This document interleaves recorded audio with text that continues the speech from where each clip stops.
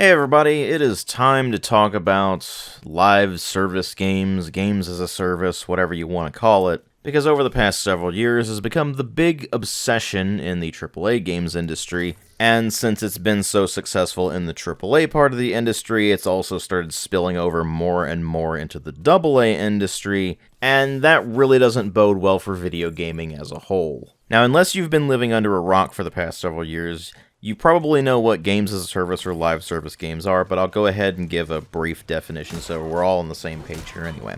The idea here is that you have a game that is presented to the players as a service rather than just a product. What do I mean by that? Well, the traditional video game monetization model is as follows. Customer buys the game, whether it's a physical or digital copy, installs the game, if necessary, because older console games don't require installation, which is baffling to people these days, of course, because every console game these days has to be installed, but that's beside the point. And then once they've installed or updated the game or whatever, then they play the game and that's it. It might have an expansion pack or some other form of DLC that comes out later on down the line that adds some additional content in that you might be able to purchase, but generally speaking, it's you buy the game and that's it. This means the main source of revenue for the game is simply sales of the game itself. Live service games, on the other hand, are an attempt to continually siphon more money out of the players than simply the initial purchase price or maybe the purchase of a DLC pack or expansion pack later on down the line.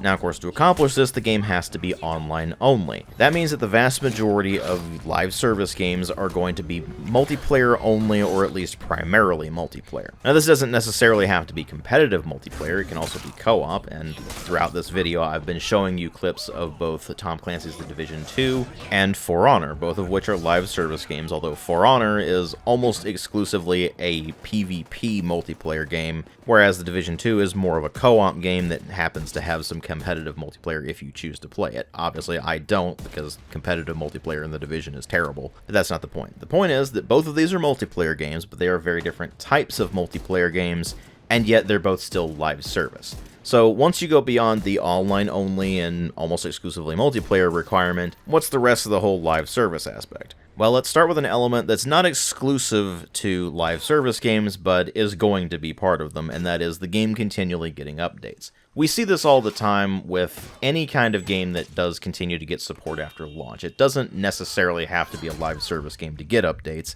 However, it is a necessity that a live service game will be updated frequently. This is because the goal of a live service game is not simply to have the best version of the game out there with all the bug fixes and the balancing fixes and things like that. It is that these updates will continually introduce a trickle of new content.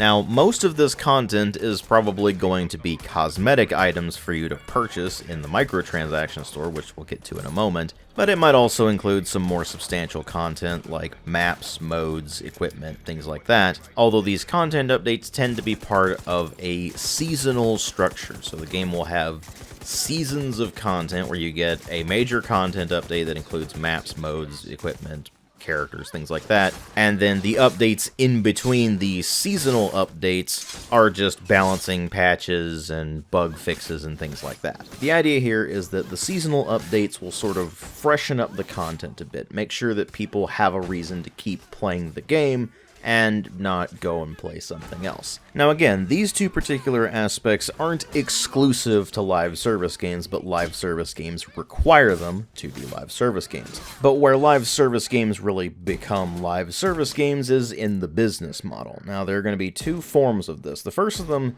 is where the trend really started, and that is free-to-play games. We're talking games like free-to-play MMOs, or games like League of Legends or Smite or any number of other free-to-play games that use this same business model. The idea is that the game releases for free, anybody can download and install it and just start playing, although you might have to set up an additional account unless it goes through Steam or something like that. But anyway, the point is that the game is free to install and play, and you can just hop in and do that. So the question there is, how do they make money off of this? Well, that's where microtransactions come in, and those are going to come in one of two forms. Either they are game affecting, so things like experience point boosts, or power boosts or healing items or things like that. This is especially common in Asian free-to-play MMOs, and it is what is often referred to as pay-to-win. And if any game uses those kinds of microtransactions, then you can consider that a massive red flag, and you should not play those games in any circumstances.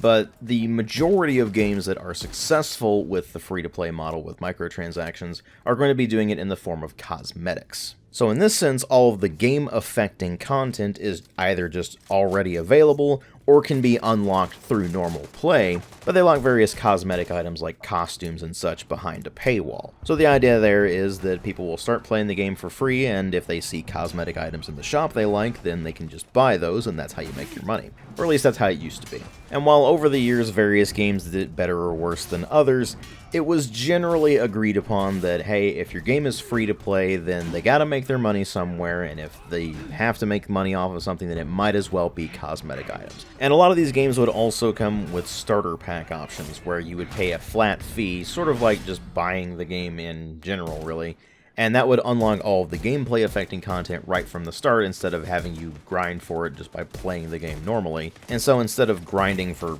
everything in the game, you would only be grinding for cosmetics, and generally speaking, most people didn't really have much of a problem with this model. In the case of something like a starter pack where it just unlocks all the gameplay affecting content from the start, that's basically like buying the game to begin with, so obviously people aren't really going to have much of a problem with that. But there are two things people would be complaining about in situations like this. The first is just the cosmetic options available are really lame, and the second is that the various microtransactions or even starter packs are overpriced for what they are. So already we're starting to get into some murky waters here, and you can probably see where this is going, because the second model, aside from the free-to-play model, is the buy-to-play model, where you buy a copy of the game, you hop in, and you start playing, and yet it has all of these elements I already mentioned, with the microtransactions and the grind and things like that, all as if the game is free-to-play even though it isn't. And these monetization models were further expanded upon with the introduction of a concept called the Battle Pass,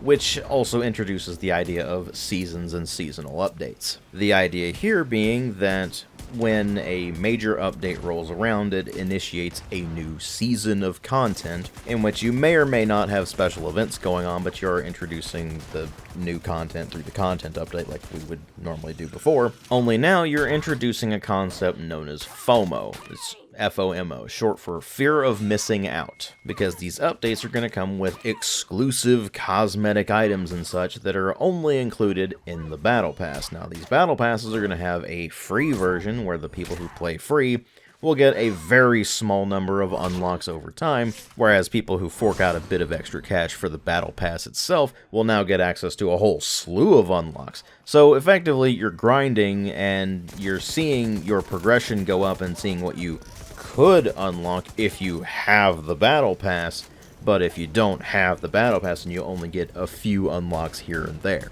And all of these unlocks are time limited. Once the season's over and you get to the next seasonal update, then that Battle Pass ends, and all of those cosmetic items and such are no longer available for you to get, unless of course the developers aren't being complete assholes about it, in which case they'll put it up in the cosmetics shop, but generally speaking they're not going to do that. They're going to make all of these locked behind the seasons, thus creating that whole fear of missing out idea, and when people have a fear of missing out on this stuff, they'll keep playing the game and keep spending money on it, so that they can get these things that they don't want to miss out on. This is now the predominant model for all live service games, whether it be free-to-play or buy-to-play. They are all specifically engineered to try to push a fear of missing out into the player so that they will continue playing the game almost exclusively, if not outright exclusively, with the idea there being that the more people keep playing a particular game, the more likely they are to spend more money on it, even if they've already spent money on initial buying price or whatever. And the more money they keep spending on it, the more likely they are to keep playing it and keep spending money, because then you start getting more and more into the sunk cost fallacy. Because after all, if you've already spent all this money on a particular game, then, well, you want to get your money's worth out of it, right? Well, there are a few major problems with this. The first of them is the entire motivation behind it. It is not to make the game better. It's not to keep the game and the company afloat. It is to continue siphoning money out of the player base, because it is not enough for these companies to simply make a lot of money. They must make all of the money, because their shareholders demand it. Their shareholders demand infinite growth. The funny thing about infinite growth in an economic sense is that it is impossible. The companies that are pushing infinite growth are forgetting the most basic rule of economics: supply and demand. In this particular case, the developers and publishers' demand for players' time and money far exceeds the supply of those players' time and money. And if they've forgotten that, then they've also forgotten to ask themselves a very simple question.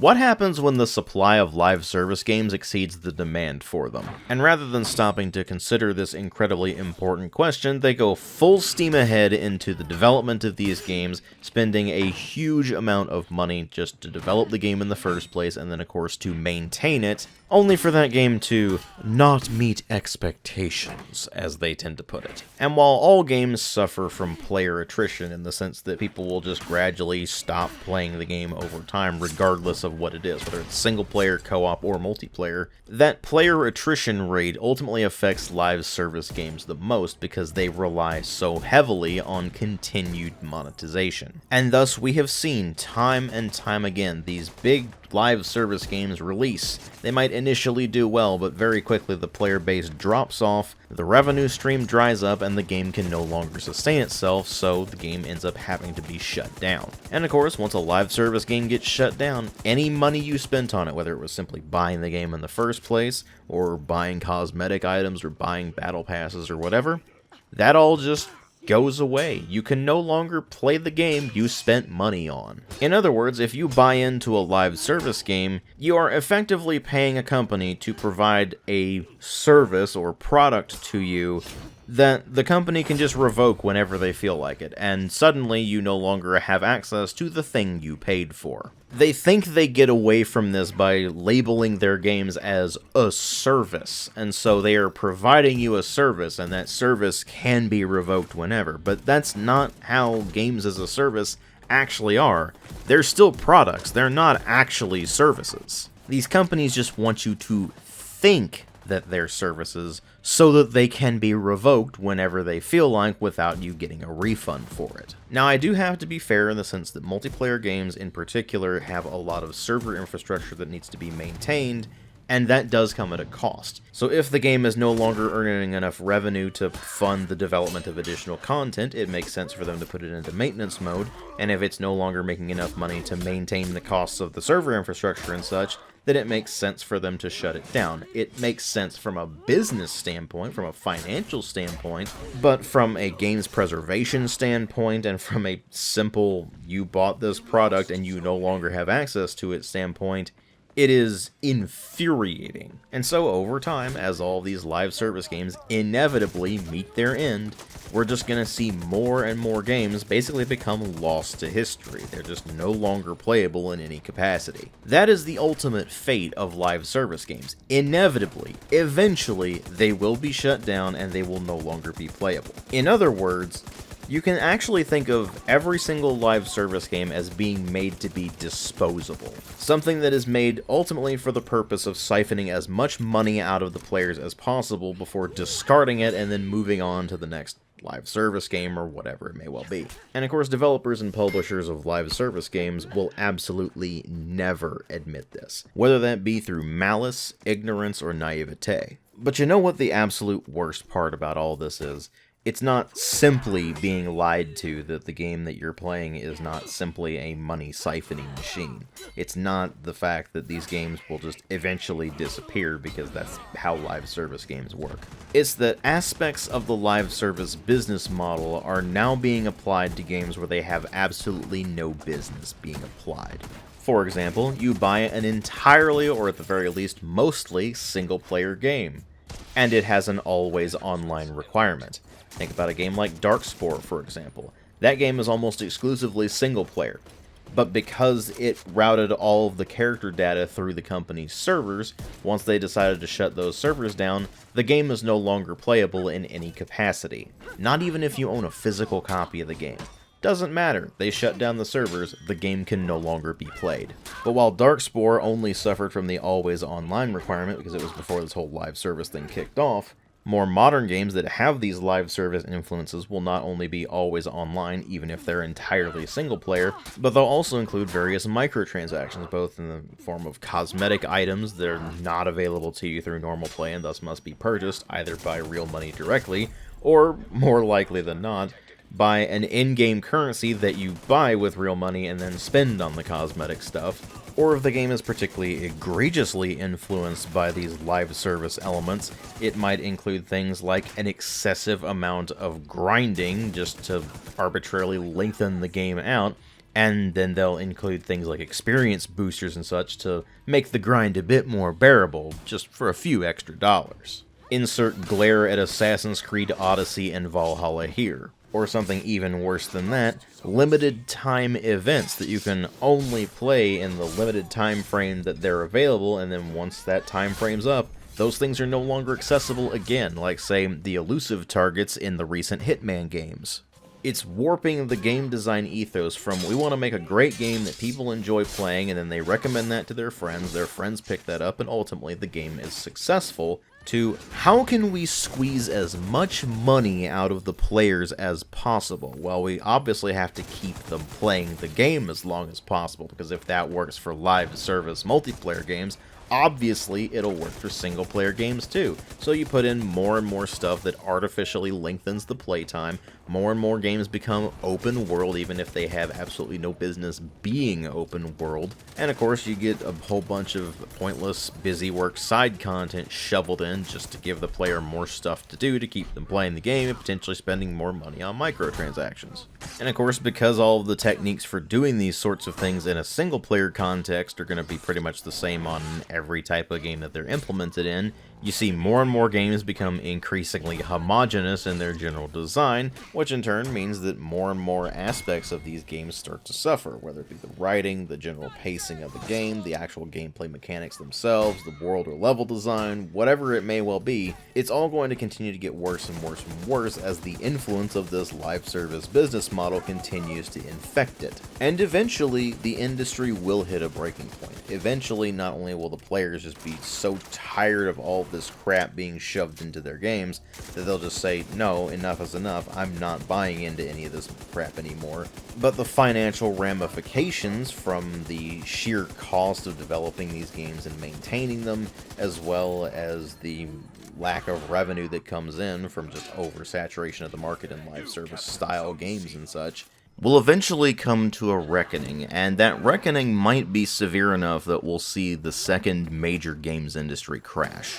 Now, of course, with the rise of indie studios and digital distribution platforms making it so that making a game and selling it is easier than it's ever been, I don't think that another crash would be anywhere near as severe as the '83 crash was. But it would definitely be a major shakeup for, at the very least, the AAA portion of the industry. I mean, we're already seeing the consequences of their short-term decision-making with the likes of the recent major industry layoffs, both from Embracer and from other companies, where they made big hiring surges during the lockdowns because more people were playing video games and spending money on video games. And now that we're post-lockdowns, people don't have as much time and money to spend on video games anymore, so those big AAA publishers and such that made those massive expansions suddenly find themselves overextended and have to make a bunch of cuts again. Such is the mindset of corporate entities entirely focused on short-term profits over long-term growth. Because sure, they can get away with doing that for a while, but eventually they have to deal with the consequences of those decisions, and it is not going to be pretty. So yeah, if the industry wants to avoid another major crash, then they definitely need to be stopping the whole trend towards live service games, because it is not remotely sustainable. And more importantly, it is just resulting in games becoming increasingly homogenous and increasingly awful. On the positive side, we are still getting releases every so often that prove to the industry that this business model is not necessary to be successful, such as Baldur's Gate 3, but so much of the AAA space is infested with the idea of short-term profits and we must make all of the money conceivable in the universe, therefore we must go all live service, that I don't really see them righting this ship before it ultimately sinks. Time will tell whether I'm right or not in that regard, but what I can tell you is that people are getting really tired of live service games. There are still plenty of them that are successful, don't get me wrong, But the business model is clearly wearing on people, and we're seeing more and more of these live service games come out and just flop. And rather than take a good hard look at the business model and realizing just how much it compromises the games themselves and how much it produces games that people simply do not want to buy or play, the douchebags in charge just blame it on any number of things that are not their own poor decisions. It's cringe-inducing and pathetic, and the more they do this kind of thing, the less anybody is tolerating it. And hopefully that breaking point I mentioned gets here sooner rather than later, because I don't know about you, but I am beyond sick of having microtransactions and battle passes and all that bullshit shoved in my face at every conceivable opportunity, and increasingly seeing games cut up and sold to us piecemeal just because the publishers and developers want more money out of them. It is an absolute dead end for the games industry, and the sooner we can get rid of it, the better. And that's pretty much all I've got to say about live service games. That entire business model has been a massive detriment to the games industry, and at this point, it needs to go. It's not even a matter of, well, what about the free-to-play games? No, this entire business model is cancerous, and it needs to be excised from the entire gaming industry before it's too late. I just worry that we're well past the point of no return on this.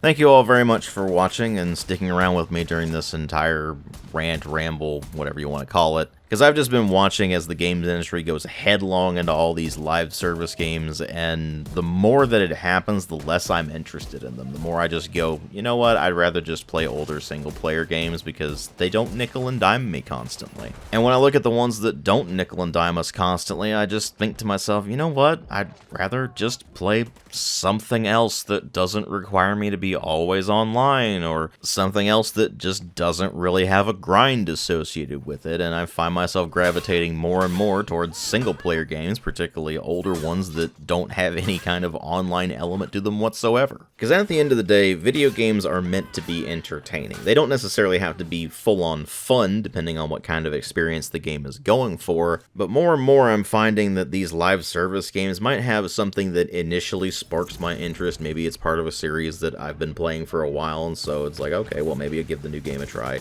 Or maybe it does one particular thing that's really interesting, and then I give it a try, and very quickly the grind sets in, very quickly the microtransactions start getting shoved in my face, and I just find myself completely uninterested in the whole thing anymore. Thus, I find myself gravitating more towards indie games and AA games that don't have any kind of live service model associated with them because they're just more interesting.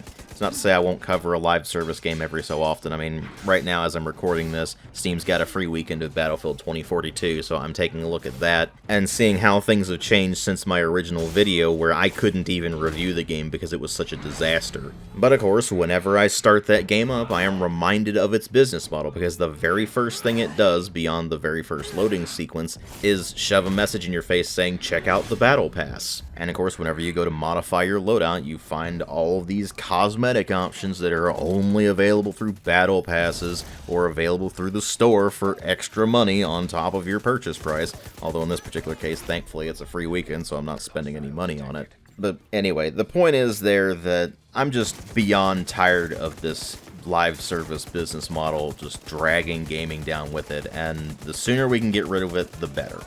So hopefully that happens sooner rather than later. Again, though, thank you all very much for watching and bearing with me during the ramble and rant, and if there's something you want clarified or you have a question, go ahead and throw it in the comments, and I'll see about answering it when I can. But otherwise, thanks again for watching. If you like the videos I make, please consider supporting the channel on Patreon. If you can't afford to or don't want to, that's fine, I understand. But the option's there if you're interested, and every bit really does help out. I mean, you might think to yourself, what difference is $1 a month going to make, but you'd be absolutely amazed there. But thanks again for watching, and I will see you all in later videos.